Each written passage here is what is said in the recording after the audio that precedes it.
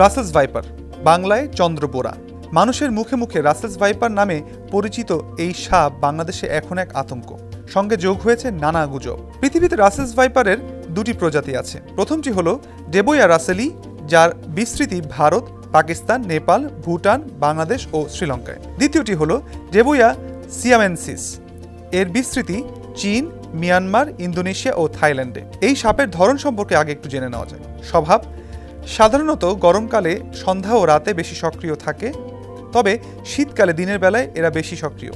বাসস্থান: ফসলি জমি, খোলা ঘাসযুক্ত এলাকা, ঝোপঝাড়, বনের প্রান্ত, পাথুরের টিলা, ঘন কাঁটাযুক্ত ঝোপঝাড় এবং ম্যানগ্রোভ বন ও আশেপাশে এর বাস। খাবার: মূলত ইঁদুর জাতীয় প্রাণী, পাখি, গিরগিটি বা টিকটিকি, ব্যাঙ ও পোকামাকড়। প্রজনন সক্ষম হয়ে থাকে 2 থেকে 3 বছরে। প্রজনন কাল মে থেকে নভেম্বর, তবে সবচেয়ে বেশি জুন জুলাইয়ে। যৌন মিলনের পর স্ত্রীরা পেটে নিষিক্ত ডিম ধারণ করে রাখে এবং তা থেকে 6 মাস পর 6 থেকে 63টি বাচ্চা প্রসব করে। বিষের ধরন: স্নায়ু, পেশি, কিডনি ও রক্তবিনাশী। 2002 সাল থেকে সাপটির আনাগোনা একটু বাড়ে। 2013 সালে রাসেলস ভাইপার দংশনের প্রথম কেস রাজশাহী মেডিকেল কলেজ হাসপাতালে আসে। 2013 থেকে 2024 সালের 7 জুন পর্যন্ত 235 জন রাসেলস ভাইপার দংশনের রোগী রাজশাহী মেডিকেলে আসে। তাদের মধ্যে মারা যায় 69 জন। 2023 সালের জুন মাসের একটি সম্মেলনের অপ্রকাশিত তথ্য অনুযায়ী বাংলাদেশে বছরে 7,500 মানুষ সাপের কামড়ে মারা যায়। এখন পর্যন্ত আনুমানিক 100 জন রাসেলস ভাইপারের দংশনে মারা গেছে।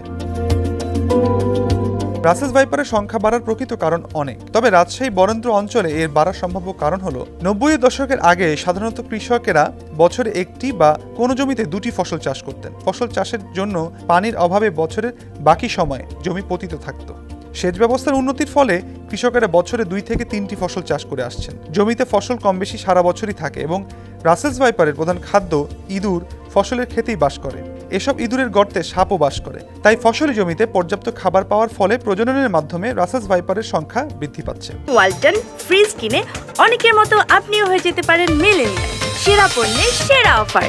পতিত ঘাসের জমি ও ঝোপঝাড় সীমিত হওয়ায় সাপগুলো ফসলের ক্ষেতে আশ্রয় নেয়। চরাঞ্চলে বিশেষ করে রাজশাহীর পদ্মার চর এলাকার ফরহাদপুরে বন বিভাগের বনায়ন কর্মসূচির ফলে সেখানে গাছপালার সংখ্যা বৃদ্ধি পেয়েছে। সেখানেও রাসেলস ভাইপারের নিরাপদ আশ্রয়স্থল তৈরি হয়েছে। বাংলাদেশের চাঁপাইনবাবগঞ্জ জেলার সীমান্তবর্তী পশ্চিম বাংলার অনুর্বর ঝোপঝাড় এলাকা আগুনে পুড়িয়ে কৃষি জমিতে রূপান্তরের কারণে কিছু সাপ বাংলাদেশে স্থানান্তর হয়ে থাকতে পারে। ঘাসের ঝোপ ও ঝোপঝাড়ে যেতে হলে প্রথমে 5 থেকে 10 ফুট লাঠি বা বাঁশ দিয়ে নড়াচড়া করে তারপর সেখানে যান।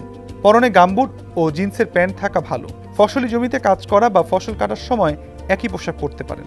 রাতে চলাচলের সময় টর্চ লাইট ব্যবহার করুন। শোবার ঘরে বস্তায় ফসল রাখবেন না, কারণ সেখানে পোকামাকড়, টিকটিকি ও ইঁদুর ফসল খেতে আসতে পারে এবং এদের খেতে সাপ আসতে পারে।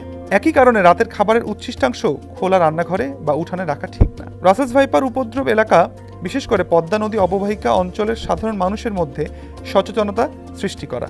স্কুল, কলেজ, মাদ্রাসা ও মসজিদের ইমাম সহ অন্যদের মধ্যেও রাসেলস ভাইপার সম্পর্কে সচেতনতা সৃষ্টি করা যেতে পারে। রাসেলস ভাইপার বা অন্য কোনো সাপ কামড়ালে আক্রান্ত ব্যক্তিকে যত দ্রুত সম্ভব নিকটস্থ উপজেলা বা জেলা হাসপাতালে নিয়ে যান।